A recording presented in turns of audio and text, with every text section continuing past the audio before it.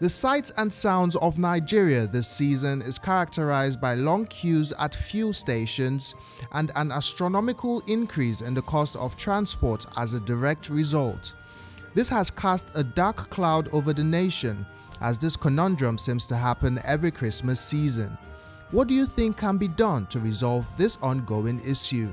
Well, the issue there is that being our people, we Nigerians, we're not really telling ourselves the truth. Though there is scarcity of fuel, which is affecting everybody, transportation and everything. But I know as of yesterday, from the news, there was a kind of source of fuel. It was being resolved in a way.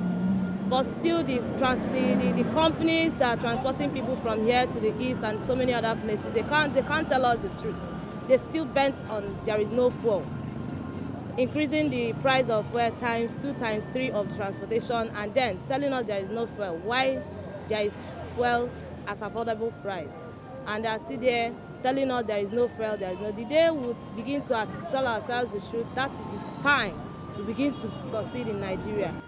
You see, all those, will I call it, all those in the affairs of Nigeria, whether is it in petroleum, is it in refinery or downstream, whatever you may call it.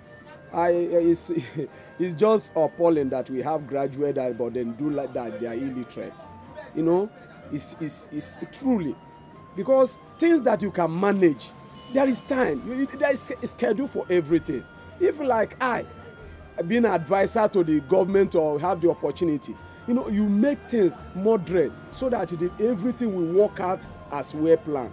Number one, if you know that every festival there will be more volume of vehicle moving around, you will now make sure that fuel or diesel, whatever, we have it in quantum to supply, so that it will not affect the Christmas or the Salah. But the bad news of it is every Christmas. For instance, all the children will pay school fees for government. Then they come back from school, no work. Then they drive Okada. Some they do security. Some they do what they're not supposed to do. It's not been like that before for Nigeria. I'm Okada man. Before I get fuel to do my work, I spend a lot of time. So I don't know, Nigeria is getting worse. Every day by day, every week by week, there's no fuel. From January to December, why is it that it's now that it's fuel scarcity? It's very, very bad.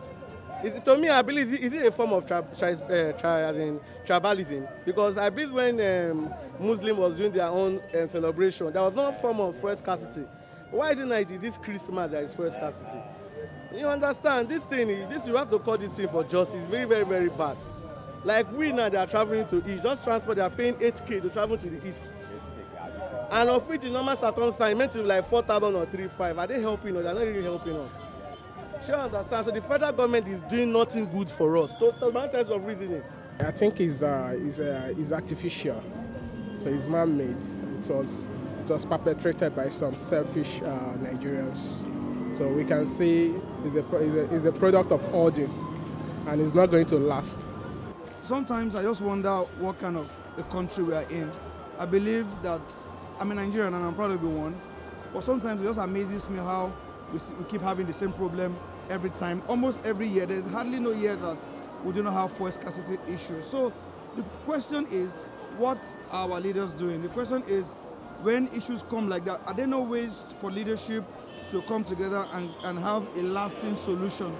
We can't keep having the same problem. It means that we're not growing. So it's a burden to me. It means we're not growing as a nation. We're not growing as a people. Our leadership, there's no change.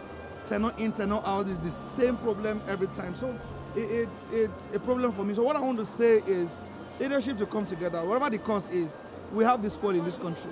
If it's to, I don't know, the bodies in charge, they need to just come together and I believe that they can create a lasting solution to this thing. Let's not keep having, our children will not come and keep having fuel scarcity. I mean, question, what has Africa, Nigeria, even created in the past 10 years? I was reading through the breakthroughs of 2017. Other nations create stuff. They create stuff, vehicles are coming that doesn't need fuel and all of that. Nigeria, what do we create? We keep creating scarcity. It's a problem.